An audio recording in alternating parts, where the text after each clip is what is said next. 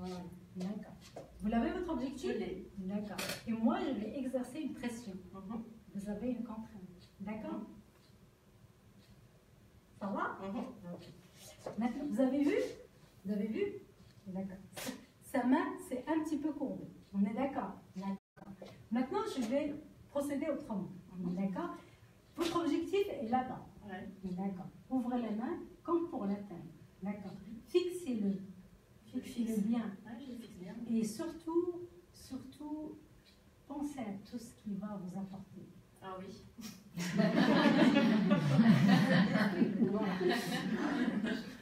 Regardez en détail tout ce qui va changer pour vous une fois que vous l'aurez atteint. D'accord? Vous le voyez bien? Vous voyez la différence? Vous avez senti, vous, la différence? D'accord. Vous voyez la différence? Ça veut dire, moi j'ai eu du mal, hein, franchement, les j'essaie de la faire réfléchir et il n'y a rien à faire. Qu'est-ce qui a changé entre la première fois et la deuxième? Bah parce qu'en fait, la première fois, je vous regardais. Oui. Enfin, je pense que c'est ça. Et la deuxième fois, en fait, j'avais l'horizon. D'accord. Pour moi. D'accord. Il n'y avait pas d'obstacle entre... Enfin, c'est pas un obstacle, hein, mais il n'y avait pas de barrière entre elles, en fait. Vous étiez plus motivé quand vous regardiez là-bas? La deuxième fois? Ouais, je pense, oui. Parce que je voyais vraiment ce que Vous j'ai en tête depuis un bout de temps. sur votre objectif. Ouais. Et la première fois, c'était pas le cas? Sans plus? Je sais pas, peut-être parce que on se regardait, il y avait moins de... D'accord. L'objectif n'était pas si facile à atteindre, ni si motivant? En regardant, vous regardant ou en regardant... La première fois? Je sais pas, c'était pas pareil. C'était pas pareil. Merci beaucoup. C'est Estelle? Oui. Merci Estelle. Donc vous voyez la différence.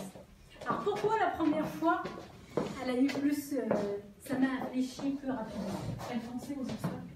Voilà, exactement. Comme je vous ai dit, pensez à votre objectif, mais je ne vous ai rien dit de particulier. Rapidement. D'accord? Je vous dis, pensez à votre objectif, est-ce qu'il est motivant? Ok. Maintenant, vous allez rencontrer une contrainte. D'accord? Le fait de vous dire ça, votre cerveau, il a été orienté directement vers la contrainte. Donc, votre corps a réagi pareil. Ça veut dire que votre cerveau, on lui a dit contrainte. Voilà, il était déjà dans la contrainte. Vous m'avez dit, je vois déjà la contrainte. J'y suis déjà. Non, mais j'y suis déjà. Voilà. Je suis On dit confrontée que à j'y ça. suis déjà. D'accord.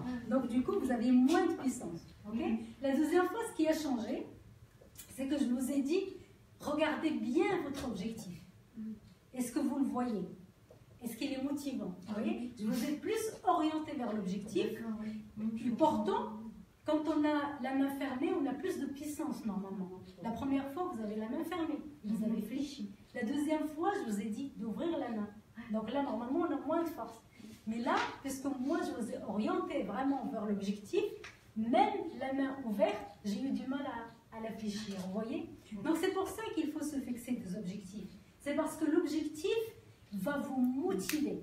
Et plus l'objectif, il est précis, d'accord? Daté, mesuré, motivant, plus vous allez y aller et vous allez moins accorder d'importance à tout ce qui est contrainte. Parce que les contraintes, il y en a de toute manière. Maintenant, quand vous êtes focalisé sur votre objectif, les contraintes, vous allez les surmonter presque naturellement. Alors que l'inverse, c'est jamais, vous avez un objectif, mais dont vous n'êtes pas forcément consciente, qui ne vous motive pas plus que ça, qui n'est pas forcément très précis, et donc vous allez vous laisser un petit peu écraser par la contrainte qui va se présenter à vous. Ok? On va juste regarder une petite vidéo.